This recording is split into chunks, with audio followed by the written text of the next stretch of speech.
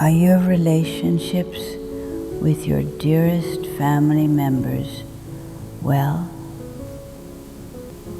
Has the joy of Christmas perhaps been broken, starting from the closest place? Today, let us seek forgiveness and reconciliation, praying that the Lord's peace may come upon our homes.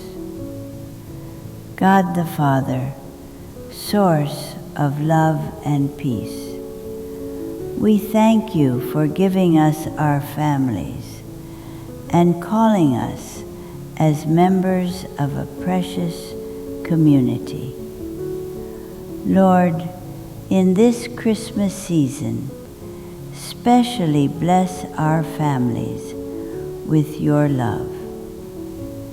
If there are relationships broken by small misunderstandings or long-held resentment, cover them with your spirit of forgiveness and reconciliation. Let sincere understanding overflow between parents and children, and grant us the gentleness to listen attentively to each other's words. Help us repent of the pride that insisted on our own way, and take the humble step to love first and forgive first. Make the church and every community we belong to a light to the world. Show us the miracle of being firmly united by Christmas love, not conflict and division.